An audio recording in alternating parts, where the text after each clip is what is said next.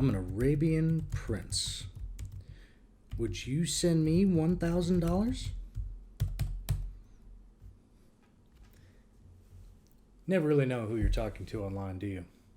I'm Jareth Mara with Infinite Solutions. Today we're going to be talking about phishing emails. Those emails you get that ask for money or perhaps your login credentials. We're going to talk about how to identify those emails and what to do if you get them. Let's dive in. All right, guys, we're going to check out this spam email right here. So I started a forward to hide the sender's original information, but as you can see here, we've got it from Arthur, supposedly, at leadcore.com. A lot of times, if you get a email that you think is spam and it's from somebody you know, like let's say it's from Steve Johnson, and you're like, oh yeah, I know Steve. All right, well, you can hit the forward button and it will actually show you the full email address of the sender. So sometimes it'll say Steve Johnson.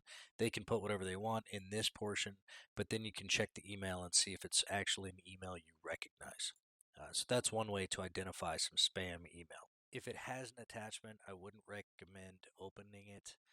Even if it's an Excel document, a Word document, something like that, it could contain a virus or some malware or something like that. So what I'm going to do is I'm going to go ahead and follow this link and see where it takes us. So we look here and it says that we're at niocloud.com. All right, well, this looks like it could be a fax PDF in theory. I've never heard of NioCloud. I don't know what they are. And if we look, it looks like a um, pretty convincing thing saying that we have a document. But here's our first red flag, is that it says Office 365. We're clearly not at Office 365. And it says view document. So, well, we can click here and it says right here, deceptive site. So I'm going to go back and see what our other options are. Let's see if it'll even let us open it. So let's go ahead and continue just so that we know what kind of things we can look for here.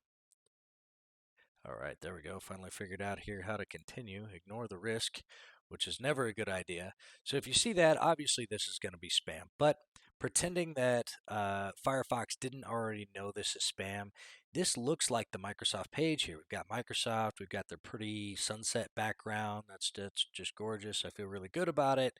You even have some little buttons down here that look like they could work. And it wants me to sign in using my email. Um, Let's see. We try that here and look at that. It's going to go ahead and continue. But the main thing I'm looking at, if you look at the top of the screen, this is not Microsoft. This is not Microsoft.com. It's Blockbet World. This is not signed by Microsoft. It's definitely not the right page. So I definitely don't want to enter my email here. And if I do, it doesn't matter what I put in. It's going to go ahead and take it and pretend like it's Microsoft, and I can put in any password that I want, and it's going to go ahead and say, nope, wrong password. But what they're doing is they're recording that username and password. So they're going to try this on Microsoft's site, and hopefully I didn't just happen to guess the password to the know@none.com email address, but I'm guessing not. So they're going to try that out and save that information. What they're actually doing on the back end is they are hacking some server that is at Blockbet World. So we can see that this is some web server that's up somewhere in the world that they managed to get access to, and they hid this website. They embedded this website on their server, probably without the server owner knowing. And they are using this to try and get these email accounts and send email out. Now, this is where multi-factor is really going to help you. If you don't have that set up, let Infinet know. We definitely want to get you set up with multi-factor authentication. That way, if they do manage to get your username and password, you're going to get that notification on your phone saying, hey, someone's trying to access your account. And if it's not you, you better figure out who it is and reset your password. So even if they did successfully get your login information, they're not going to be able to log in as you. All right, so here we have a different email, another awesome example. This one is from Infinite Solutions. Like I said, they can kind of put in whatever they want up here. And since I did go ahead and hit the forward button, you can see what email it's actually coming from. I'm not even going to guess at that, but that is the email that they are sending as. Um, and then if you look in here, we've got Office 365. It's alleging that my password will expire. Um, and then there's maintenance coming up and infinite service at the bottom there. So watching out for a couple basic things, like first of all, it says hi J Mara, so it doesn't know my first name. Your password will expire today. You can keep using current details. So there's some broken English in here. That's something else to watch out for whenever you're looking for spam emails. Broken English is never a good sign. Since this is an older email, this link doesn't even work anymore. I assume it would take me to a very similar 365 page, but just a couple things to look out for. If you do ever get an email from Infinet, we're going to include more details as far as what you need to do if you do need to reset your password. It is going to come from us. If you ever want to verify an email, always start a new chain.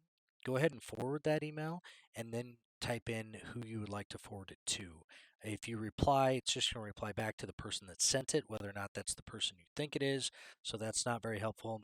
You want to make sure to forward a new email so that it gets to who you intend to send it to.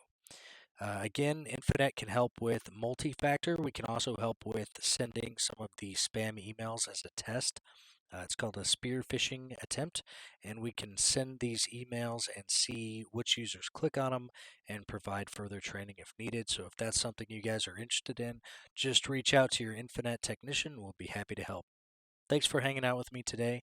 Hope I was able to help and provide some useful tips and tricks. We'll see you next time.